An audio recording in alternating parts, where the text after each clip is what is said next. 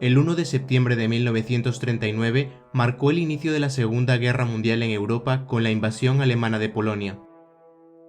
A raíz de lo acordado previamente en el pacto Ribbentrop-Molotov entre Alemania y la Unión Soviética, esta última se unió a la contienda atacando Polonia desde el este el 17 de septiembre, y unas pocas semanas después, lo que alguna vez fue la Segunda República Polaca fue dividida, repartida y anexada por ambas naciones. La campaña polaca concluyó definitivamente el 6 de octubre, con la rendición de la última unidad operativa del ejército polaco en la batalla de Kock, cerca de Lublin. Tras ello, una relativa calma descendió sobre Europa. En un período apodado por la prensa francesa como la Guerra Falsa o Guerra de Broma, las tropas francesas y británicas, que ya le habían declarado formalmente la guerra a Alemania el 3 de septiembre, apenas se movilizaron y no participaron en ningún acto bélico relevante contra los alemanes, a lo largo de unos 160 kilómetros de frontera común entre el río Rin y la frontera con Luxemburgo. Sin embargo, esta calma se disipó con el inicio de la campaña de Noruega el 9 de abril y un mes después con la campaña francesa el 10 de mayo. Durante la campaña francesa, que también se la conoce como campaña occidental, el ejército alemán volvió a desplegar su innovadora Blitzkrieg, y en poco más de 6 semanas, las fuerzas alemanas se hicieron con el control de los Países Bajos, Bélgica, Luxemburgo y finalmente Francia. Tras la caída de París y la firma del armisticio el 22 de junio, el colapso francés dejaba prácticamente sola a Gran Bretaña, que pese a haber perdido a su principal aliado en el continente, sus tropas varadas y arrinconadas en la ciudad portuaria de Dunkerque venían de lograr una milagrosa huida de aquella ciudad, donde alrededor de 340.000 soldados anglo-franceses fueron evacuados a la isla, pudiendo así continuar con la lucha. Aún así, el panorama general no pintaba bien para los británicos, ya que resultaba obvio que el siguiente objetivo de los alemanes sería en las islas. Winston Churchill temía una invasión a gran escala de la nación isleña, algo que no se sentía desde la época napoleónica. Una exitosa invasión alemana de Gran Bretaña es uno de los panoramas históricos alternativos más conocidos y teorizados. Cualquier estudioso de la Segunda Guerra Mundial se habrá preguntado alguna vez qué hubiera pasado si Alemania lograba invadir Gran Bretaña. Esa y la pregunta de qué hubiera pasado si Steiner atacaba son para mí las más relevantes. Con la ofensiva de Steiner podremos recuperar el control. Mi Führer,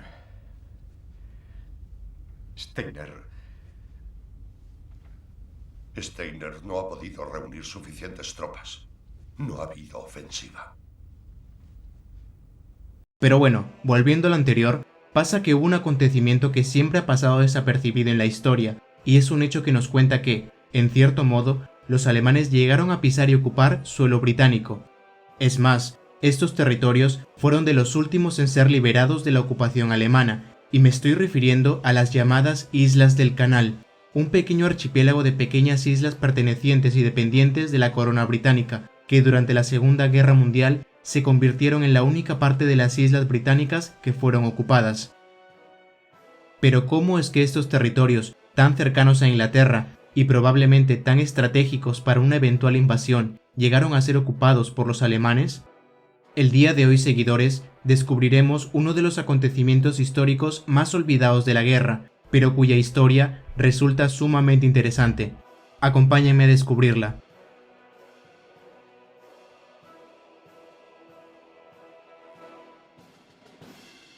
En primer lugar, veamos la historia de estas islas y la situación que atravesaban hasta antes de la invasión alemana. El término geográfico Islas del Canal hace referencia a un pequeño archipiélago ubicado en el Canal de la Mancha, frente a las costas de Normandía en Francia, y que alguna vez fueron parte del Ducado de Normandía. En la actualidad, estas islas están divididas en dos dependencias de la corona británica, dependencias que se conocen en la legislación británica como bailiazgos. Para los que desconocen el término bailiazgo, este es un término que proviene del francés y que se refiere a toda el área de jurisdicción de un bailío, y un bailío a su vez viene a ser una persona a quien se le otorga cierto grado de autoridad o jurisdicción en determinado territorio. En ese sentido, los dos bailíos que hay en las Islas del Canal vienen a ser como la máxima autoridad de estas dos dependencias y gobiernan en nombre del rey o la reina de Inglaterra. Estos son términos un tanto complejos y desconocidos para nosotros, ya que su principal uso es empleado en el common law inglés. Pero con base en ello, las dos dependencias de las islas del canal son los bailiazgos de Guernsey y Jersey, aunque el bailiazgo de Guernsey también incluye las islas de Alderney, Sark y Herm, y las islas más pequeñas y casi inhabitables se dividen entre los dos bailiazgos. Las islas no son consideradas estados soberanos, pero tampoco forman parte ni del Reino Unido, ya que no tienen representación en el Parlamento británico, ni tampoco forman parte de la Unión Europea, sino que tienen un estatus ad hoc. Esto quiere decir que efectivamente son consideradas posesiones de la corona británica, pero poseen administraciones independientes y con un grado de autonomía incluso más elevado que el que pueda tener un estado dentro de los Estados Unidos, además de contar con su propia asamblea legislativa. Desde el punto de vista del derecho internacional, las dependencias son consideradas territorios de los que el Reino Unido es responsable. Asimismo, el Reino Unido es el único encargado de la defensa y la representación internacional de las islas. En síntesis, podemos definir que las islas del canal son similares a estados en miniatura con amplios poderes de autogobierno. Ahora bien, en lo que respecta a la nacionalidad, desde que fueron hechas posesiones de la corona británica allá por el siglo XII, los habitantes de las islas del canal, a diferencia de los territorios de ultramar y las antiguas colonias británicas, siempre han tenido el derecho de poseer la ciudadanía británica y efectivamente son considerados en todos los aspectos ciudadanos británicos. Con todo ello sabido, podemos decir que las islas del canal, aunque no forman parte de Gran Bretaña, son posesiones de esta, por lo que a efectos de lo que vamos a tratar en el fondo de este vídeo, podemos confirmar que en efecto son parte de suelo británico.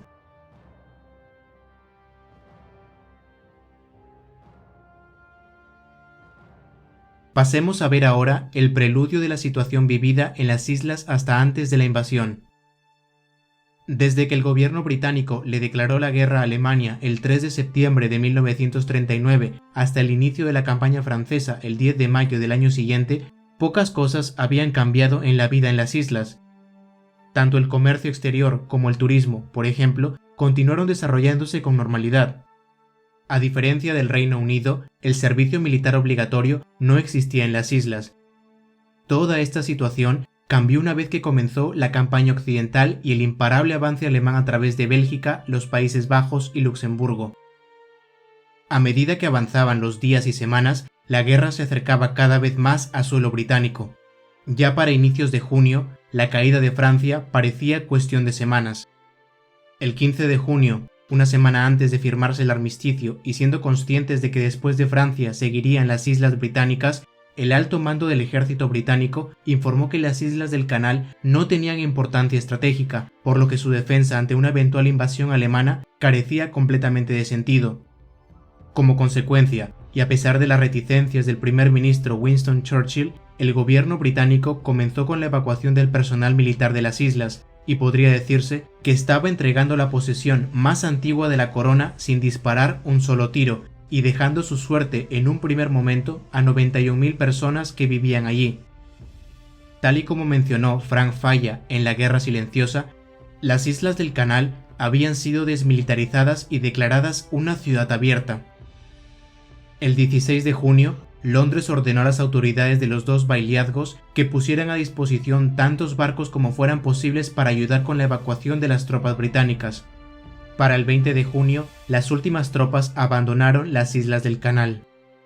La comprensión de la necesidad de una evacuación civil de las islas llegó muy tarde para los dirigentes británicos. A ello se sumaba la opinión dividida entre los locales de si evacuar o no. El gobierno británico concluyó que su mejor política era poner a disposición tantos barcos como fuera posible para que los isleños tuvieran la opción de irse si así lo deseaban. Con ello, la evacuación civil voluntaria daba inicio el 19 de junio. Sin embargo, para el día 21, las autoridades de la isla de Guernsey se dieron cuenta que no podrían evacuar a todos los que quieran irse y que se tendría que dar prioridad a las categorías especiales como mujeres, niños y adultos mayores. En este punto, el servicio civil no pudo hacer frente a la escala de evacuación llena de confusión y desorden, y asustado por posibles disturbios con personas desesperadas que intentaban subir a los barcos, las autoridades de las islas cambiaron su mensaje, poniéndose en contra de la evacuación y conminando a la población civil a quedarse en las islas. Al final, 25.000 isleños se fueron a Gran Bretaña, mientras que 66.000 permanecieron en las islas del Canal, incluidos los 2 bailíos de las 2 dependencias. Con esto, la invasión alemana estaba cada vez más cerca.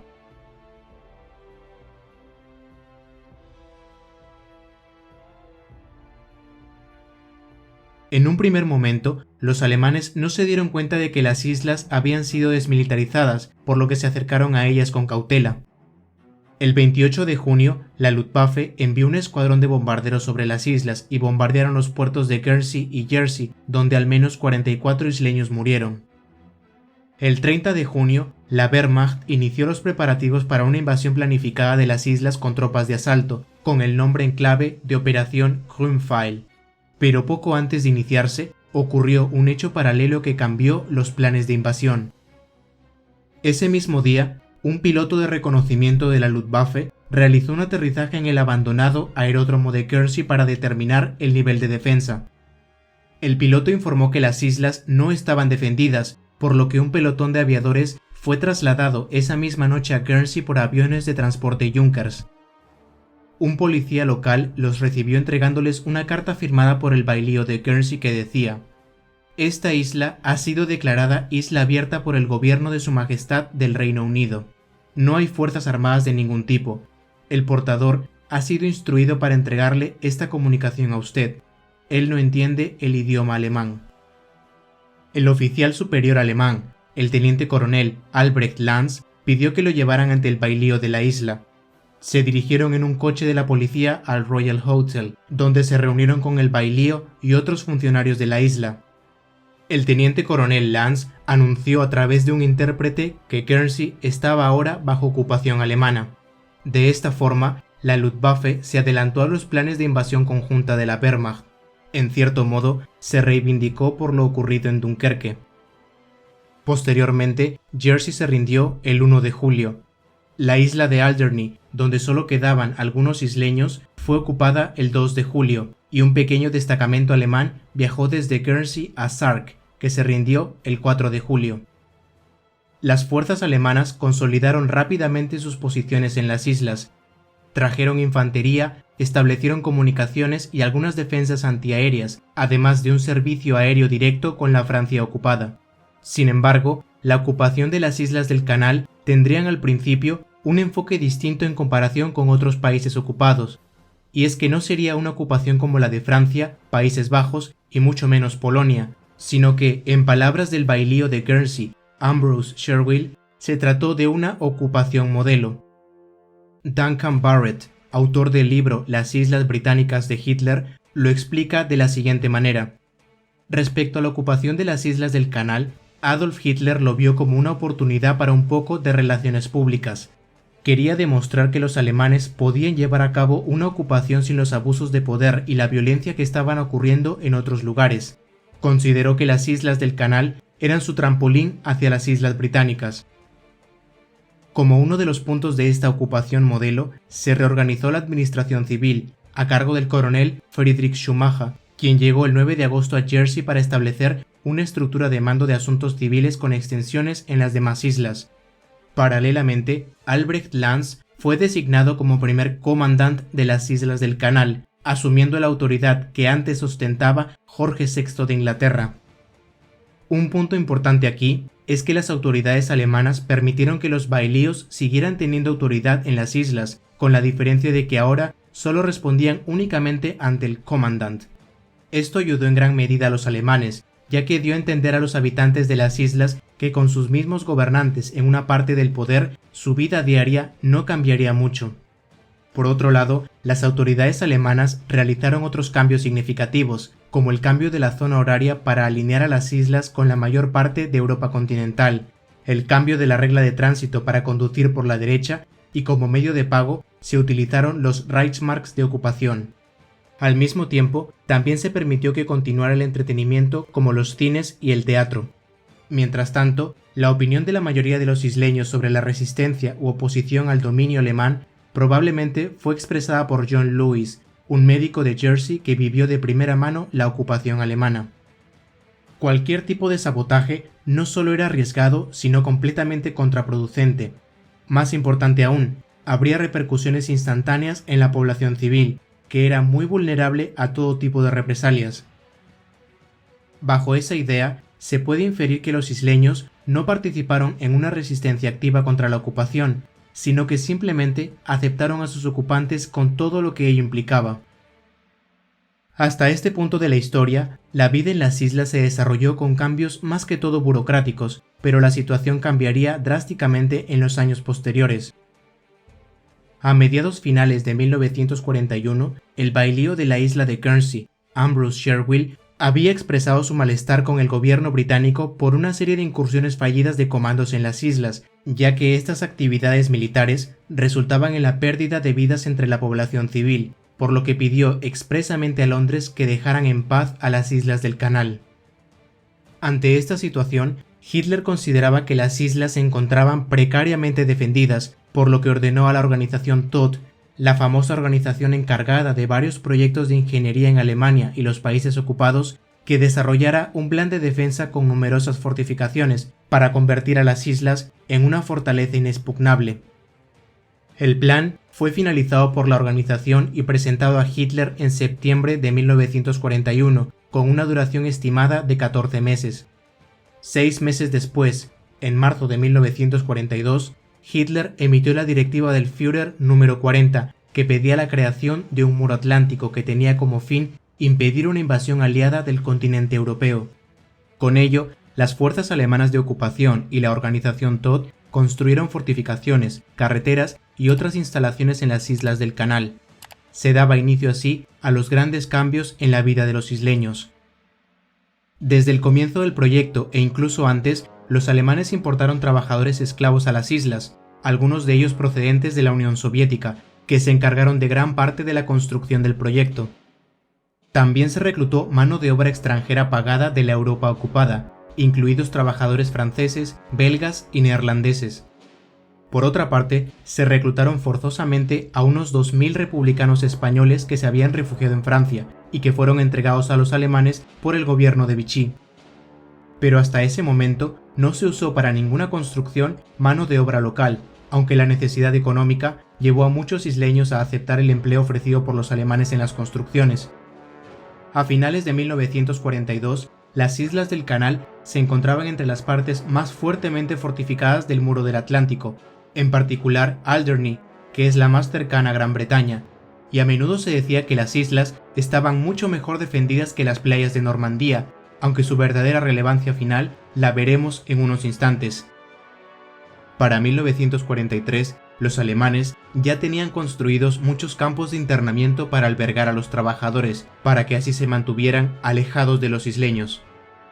En marzo de ese año, algunos de los campos fueron puestos bajo el control del Hauptsturmführer Maximilian List, convirtiéndolos así en campos de concentración, y en el lugar donde comenzaron con las deportaciones a la Europa continental de judíos europeos, prisioneros políticos, trabajadores enfermos y, por orden expresa de Hitler, de todas aquellas personas que no hubieran nacido en las islas. Todos ellos fueron deportados al campo de concentración de Neuengamme en Hamburgo. Y sí, aunque sea raro de creer, hubo judíos viviendo en las islas del Canal, aunque la mayoría habían logrado evacuar antes de la llegada de los alemanes. Cuando estos llegaron, solo quedaban 30 judíos en todas las islas, y estos sufrieron un trato muy diferente. Pero aunque fueran pocos y el lugar donde se encontraron era, por así decirlo, lejano a la guerra, los judíos de las islas del Canal tienen algunas historias increíbles, especialmente la de Hedwig Berku, una judía austriaca que había logrado huir de su país pero no logró ser evacuada a Inglaterra, quedándose atrapada en la isla de Jersey, donde inició un romance clandestino con un teniente alemán durante la ocupación. Pero esta es una historia que se las contaré en un vídeo futuro. Volviendo a lo que nos concierne, en total, unos 2.300 isleños fueron deportados, donde 45 murieron antes de que terminara la guerra. Durante todos estos años, la relación entre los ocupantes y los ocupados fue tensándose con el paso del tiempo, y es que, como hemos visto, a medida que avanzaba la guerra, la vida se volvía cada vez más dura para los isleños y la moral decaía, especialmente cuando los alemanes confiscaron las radios y con las primeras deportaciones en septiembre de 1942. Por su parte, los locales llevaron a cabo pequeños actos de resistencia pasiva, como actos de sabotaje menor, refugio y ayuda a los trabajadores esclavos fugitivos y publicaciones de periódicos clandestinos que contenían noticias de la BBC. No obstante, cabe resaltar que no hubo ningún movimiento de resistencia armada en ninguna de las islas. A su vez, escasearon los alimentos, el combustible y las medicinas, y aumentó la delincuencia entre los isleños, y se daban las condiciones para un floreciente mercado negro. Durante junio de 1944, las fuerzas aliadas lanzaron el desembarco de Normandía, y aunque Hitler había ordenado un esfuerzo sobrehumano para fortificar las islas de una eventual invasión de este tipo, los aliados decidieron pasarlas por alto debido justamente a sus fortificaciones y al poco valor estratégico que éstas suponían para la operación. Como resultado, las líneas de suministro alemanas de alimentos y otros suministros a través de Francia quedaron completamente cortadas. Para ese momento, los suministros de alimentos de los isleños ya estaban muy mermados, y esto empeoró considerablemente las cosas. Tanto isleños como las fuerzas alemanas de ocupación estuvieron al borde de la inanición. En agosto de 1944, el Ministerio de Relaciones Exteriores de Alemania hizo una oferta a Gran Bretaña a través de la Cruz Roja Suiza, donde ofrecían la liberación y evacuación de todos los civiles de las islas del Canal, salvo los hombres en edad militar, a cambio de permitir volver al continente a las tropas alemanas aisladas allí. A finales de septiembre, la oferta fue rechazada mediante un memorando de Winston Churchill, que decía textualmente: «Déjenlos morir de hambre, pueden pudrirse en su tiempo libre». Aquí, cabe decir que no está claro si Churchill se refería a los alemanes o a los civiles. Fueron necesarios meses de prolongadas negociaciones antes de que se permitiera al barco SS Vega del Comité Internacional de la Cruz Roja llevar socorro a los isleños hambrientos en diciembre de 1944, llevando paquetes con víveres así como suministros médicos y quirúrgicos. A pesar de ello, los isleños no verían el fin de la ocupación hasta el año siguiente.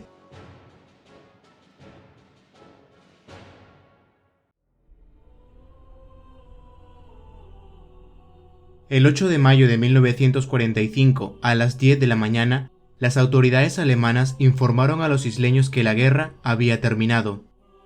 Winston Churchill hizo una transmisión de radio a las 3 de la tarde durante la cual anunció que las hostilidades terminarán oficialmente un minuto después de la medianoche de esta noche, pero en aras de salvar vidas, el alto el fuego comenzó a sonar ayer en todo el frente, y nuestras queridas islas del Canal también serán liberadas hoy.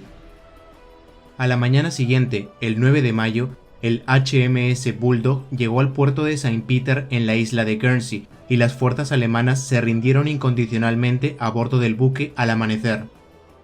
El HMS Beagle hizo lo mismo en la isla de Jersey. La isla de Sark fue liberada el 10 de mayo, y las tropas alemanas en Alderney se rindieron el 16 de mayo. Los prisioneros de guerra alemanes fueron retirados de las islas el 20 de mayo y su población comenzó a regresar en diciembre de 1945. Como resultó que la rendición alemana fue completamente pacífica y ordenada, el orden civil se pudo mantener por las tropas británicas. Durante los meses posteriores, el gobierno británico se encargó de reorganizar las islas, reintroduciendo las antiguas regulaciones que habían hasta antes de la ocupación, y tomando medidas extraordinarias para hacer frente a la crisis económica de las islas. Por otro lado, el gobierno decidió que tanto el equipo como las fortificaciones alemanas abandonadas no serían destruidas, y muchas de ellas se pueden visitar en la actualidad, marcando el actual paisaje de las islas. Del mismo modo, las islas del Canal están llenas de diferentes memoriales y recuerdos de aquellas personas que vivieron y padecieron bajo la ocupación, incluidos los miles de trabajadores forzados que llegaron a las islas.